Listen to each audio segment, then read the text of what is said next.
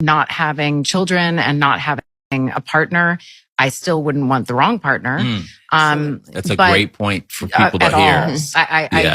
I'm not interested in that. You have to make my life better. It can't just be, I'm in a relationship, be in a relationship. So even though the grief does emerge and that comes and I hold that, I think of what I've done and I woke up every morning trying to do my best. I didn't wake up one morning and be like, I'm going to mess this day up. That's right. So I must be where I'm supposed to be. And I don't know. Sometimes I think of all of the things I've done, the courage that I've had to have and what I've had to learn how to navigate as a single person with no one to hide behind. Yeah. And it's built a really beautiful experience around me. And I have incredible friends. Hey everyone, welcome to Shimmer Girl Talks. Today's topic is Tracee Ellis Ross, and I have discussed her before. And she was recently on Michelle Obama's podcast with her brother. And two things that Tracee Ellis Ross said I would like to touch on. But before I do, I know that this type of topic about women proclaiming that they are so happily single is a hotbed topic. And usually I always have somebody that comes at me with their claws out and ready to scratch my eyes out. Let me tell you something. If my content triggers you, then my content isn't for you. I try to talk to young women, and don't I say that all the time? If you follow my content, I'm trying to reach younger women before they get to 40, 50, 60, talking about, I'm so fabulous. I'm just not going to settle for anybody.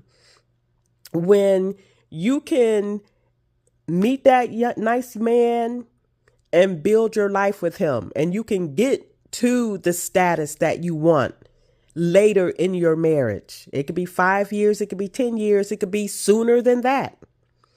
And I know a lot of women, they hate the ideal and the concept of stop telling these women that they have to build one of these men or whatever. You know what I'm trying to say.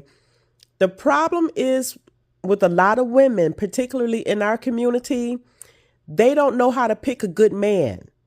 So when women suggest picking that nice guy and building a life with him, it does not compute for them because a lot of them choose men based on his sexual prowess, based on maybe his drug money. A lot of these women don't be decent women, so they don't know how to pick a decent man.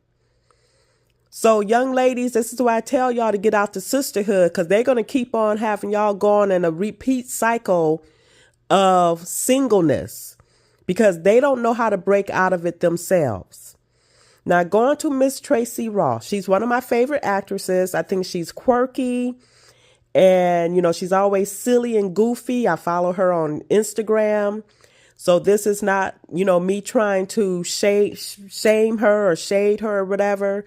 I'm just using her as a cautionary tale for young women. Let me tell you what her issue is, and it's just my opinion.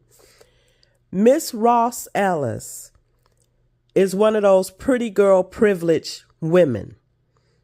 She's light-skinned, preference as a lot of women would call her. She's mixed race. Her body was on fleek back in the day.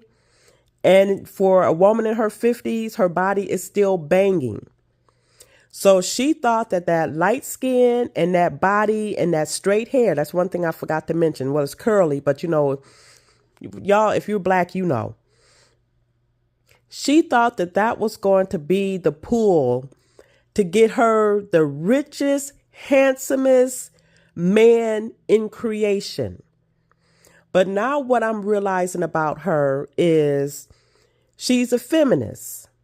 I probably realized that before, but she's definitely a feminist. And she seems to be one of those diehard feminists. She doesn't want to be the soft, submissive wife to an alpha husband. She wants to be the alpha. She wants a man who ticks all of the boxes, whatever that is for her. But let's just make an assumption. 6'2", fine as heck, rich as heck, alpha-ish, but also a beta that she can push around. She mentioned something about being controlled. And for a lot of women, to me, when I hear women saying he was controlling, he was a narcissist, what a lot of them were saying is, I want to be out of pocket, stubborn, bullheaded. I want to be independent within my marriage to you. I want to have a single woman's mindset while I'm married to you. I want protection and provision from you, all the while doing whatever the freak I want. And what a lot of women, especially these feminists, they don't know that there's protection and stability in being submissive. Now, I'm not saying that she needs to, okay. This is why I say my message isn't for everybody, because some women, when they hear submissive, they hear doormat. And if you're hearing doormat, then my message isn't for you. So I ended up losing my train of thought. But I think for a lot of these women, they need to just, remain single, but stop blaming men for that choice. Because at the end of the day, she really doesn't want marriage. She doesn't want to be a wife. As I said, she wants to be the man. She wants to be the man in her relationship. But the man that she thinks she wants, here's the funny thing. The men that she thinks she wants are already in her orbit. She already has beta males in her orbit. I'm willing to bet. But the beta male is not really what she wants. She wants the alpha with a beta mindset.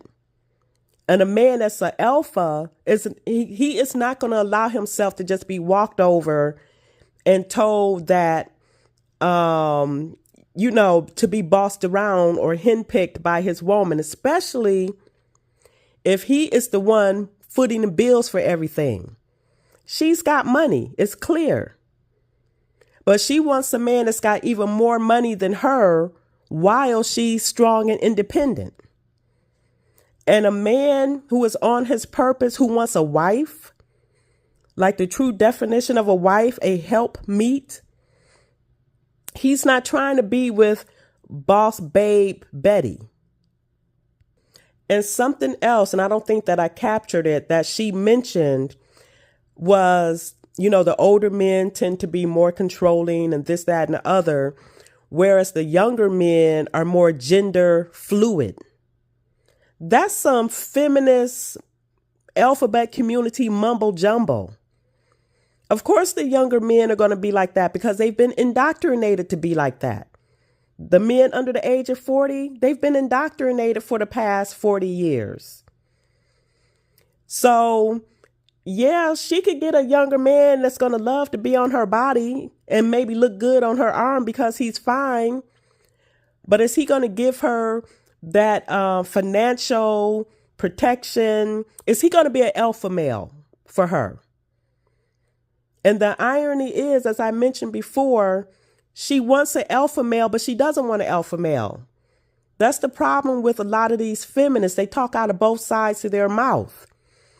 They want to be strong and independent, but they also want the man to be a protector and a provider. And men don't operate the way these women want them to operate. What you want is a man that you can push around, but then you don't want him because he's weak. So that was my topic for today. Again, I like Tracee Ellis Ross, but she's a feminist and they be shooting themselves in the foot. They want a man, but they don't want a man. They want to define what the man is. And you're a woman. You can't define what a man is. But at least try to gain an understanding about what a man wants in a woman, his his wife. If you want to ball bust, then get a beta. Or get yourself a lavender marriage. Marry yourself if there's a such thing, an alpha gay man, and just go off in the sunset. That's my topic for today.